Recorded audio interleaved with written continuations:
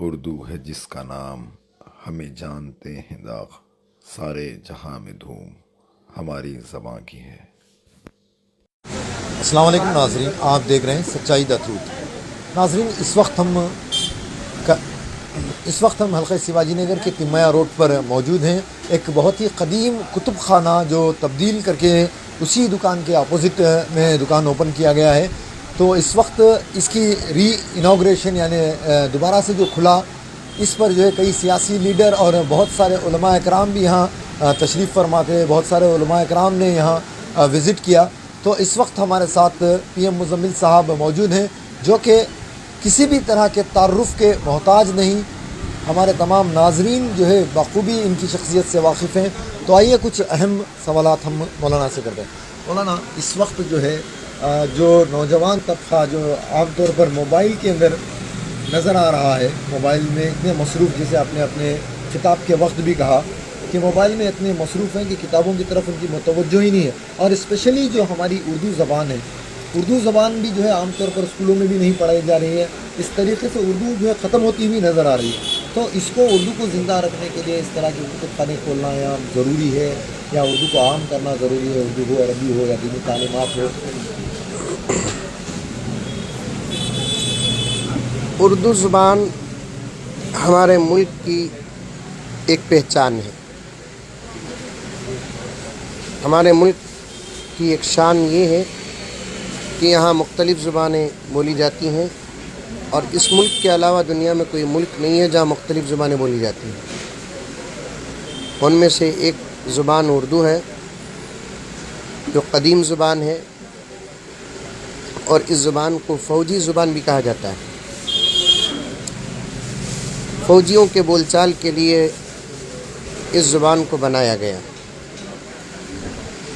اور بڑی تہذیب اور بڑی باادب باوقار زبان ہے۔ صحیح اردو میں اگر بات کریں گے تو اتنا مزہ آتا ہے جو مزہ ہم بیان نہیں کر سکتے۔ لیکن افسوس کہ دھیرے دھیرے اس زبان پر ایسا حملہ ہوا، اور یہ حملہ ہمارے ملک کے کسی بھی قسم کے کسی مذہب کے آدمی سے نہیں ہوا، بلکہ یہ حملہ انگریزوں کی طرف سے ہوا۔ برطانیہ حکومت جب ہندوستان پر قبضہ کی،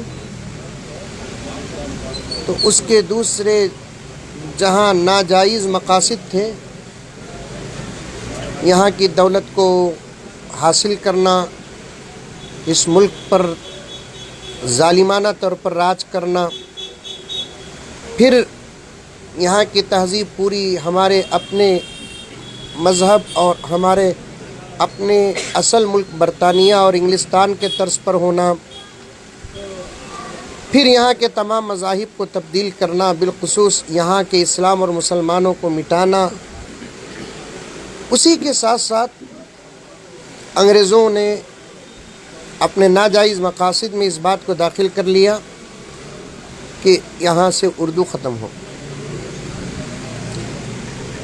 اس پر ان لوگوں نے بڑی محنت کی، اور محنت کرتے کرتے کرتے انہوں نے عجیب و غریب کامیابی حاصل کر لی۔ انہوں نے ہمارے اردو کو کمزور کیا، لیکن یہاں ہمیشہ رہنے کا وہ ان کا جو خواب تھا وہ تو چکنا چور ہوا۔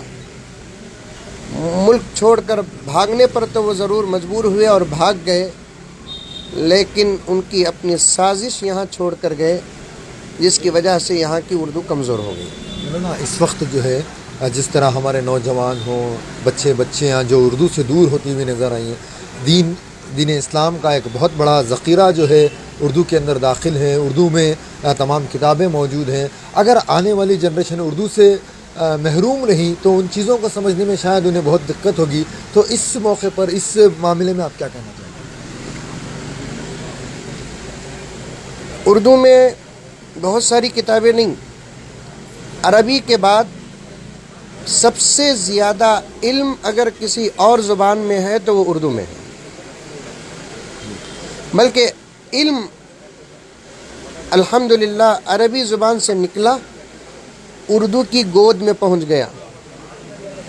بڑی بڑی تفسیر کی کتابیں اردو میں ترجمہ ہوئی ہیں، حدیث کی کتابیں اردو میں ترجمہ ہوئی ہیں، مسائل واقعات، بڑی بڑی بہترین کتابیں خطبات کی اردو میں ہیں. تو علم کو، دین کو اگر باقی رکھنا ہے اور دین اور علم کے ساتھ اگر چلنا ہے تو اردو کے سہارے کے بغیر ہمارے اس ملک میں آگے بڑھنا بہت مشکل ہے. ماں باپ کو چاہیے اور تمام مسلمانوں کو چاہیے کہ وہ اپنے بچوں پر اردو پر بڑی محنت کرے. انگریزی یہ ایک ضرورت بن گئی ہے بس، لیکن اس کے فائدے، اس کے نقصان ساری دنیا جانتی ہے. اسکولوں میں ہوں، مکاتب میں ہوں، بچوں کو اردو پڑھائیں اور بچوں سے اردو میں بات کریں اور اچھی اردو میں بات کریں، اور یہاں تک کہ نام وغیرہ بھی اور رشتے وغیرہ بھی اردو ہی میں بولنے بلانے کا مزاج پیدا کر رہے. کیونکہ میں نے ایک جگہ ایک شعر پڑھا تھا، بہت اچھا تھا.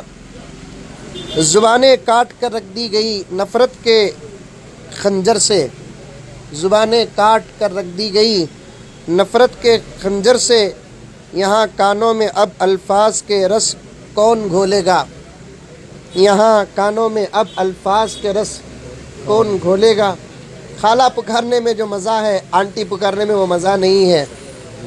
ماما پکارنے میں جو مزہ ہے وہ انکل پکارنے میں مزہ نہیں ہے. اور ایک ہی لاٹھی سے سب کو ہانکا جاتا ہے انگریزی میں، ماما کو بھی انکل، چاچا کو بھی انکل، خالو کو بھی انکل. اردو زبان ہے. مجھے وقت نہیں ہے، میں سفر میں بھی جانا ہے.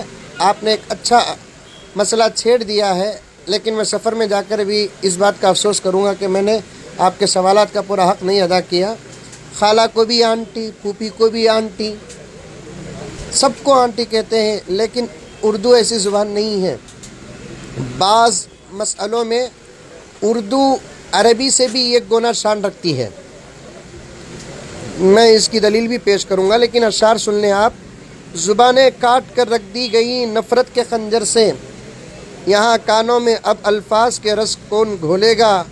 ہماری قوم کے بچوں کو انگلش سے محبت ہے، ہماری قوم کے بچوں کو انگلش سے محبت ہے. شاعر کو ادب کے ساتھ کہنا چاہتا ہوں، بچوں کے بجائے یہاں بڑوں کو کہہ دینا چاہیے، کیونکہ بڑے اچھے ہوتے تو بچے بھی اچھے ہوتے. ہماری قوم کے بچوں کو انگلش سے محبت ہے، ہمیں یہ غم ہے کہ مستقبل میں اردو کون بولے گا. آگے چل کر ڈر ہے، لیکن امید بھی ہے کہ ایسا نہیں ہوگا کہ اردو ختم ہونے کا بڑا خوف ہے. مولانا ابوالکلام آزاد رحمۃ اللہ علیہ ہمارے ملک کے پہلے وزیر تعلیم ہو کر بھی اچھے اچھے موقعوں پر وہ اردو ہی میں بات کرنا پسند کرتے تھے. اور پارلیمنٹ کی پہلی تقریر بحیثیت وزیر تعلیم کے حضرت نے ایسی فصیح اور بلیغ زبان میں تقریر پیش کی. میں یہاں ہمارے عزت صاحب سے اور میرے بھائی جناب الحاج شرف الدین صاحب، حافظ و قاری شرف الدین صاحب اور مولانا بلال صاحب کی خدمت میں عرض کروں کہ حضرت مولانا ابوالکلام آزاد رحمۃ اللہ علیہ کی فصیح و بلیغ و دقیق اردو تقریر پر مجھے اتنا تعجب نہیں ہوا جتنا تعجب کہ اس پارلیمنٹ میں غیر مسلم حضرات حضرت کی تقریر سن کر سمجھنے پر ہوا ہے. اس سے صاف پتہ چلتا ہے کہ اردو زبان یہ مذہبی زبان نہیں تھی، بلکہ ہمارے ملک کی زبان رہی ہے. تو ناظرین، جس طرح مولانا نے بتایا کہ جس وقت مولانا ابوالکلام آزاد کا جو بیان ہے، وہ بیان بھی جو ہے ہمارے اس چینل میں موجود ہیں. آپ اگر چیک کریں تو وہ بیان بھی آپ کو انشاءاللہ مل جائے گا، اور وہ بیان بھی مخصوص جو ہے اردو زبان کو لے کر ہی تھا. اور دوسری چیز میں آپ کو یہ بتاؤں، صرف پارلیمنٹ کے دیگر مذہب کے لوگ نہیں، بلکہ آج بھی جو لوگ جو ہے ٹی وی پروگرامز دیکھتے ہیں یا ایڈورٹائزمنٹس دیکھتے ہیں، تمام چیزیں دیکھتے ہیں، اردو کے بغیر آدھے منٹ کا بھی کوئی پروگرام نہیں بنایا جا سکتا.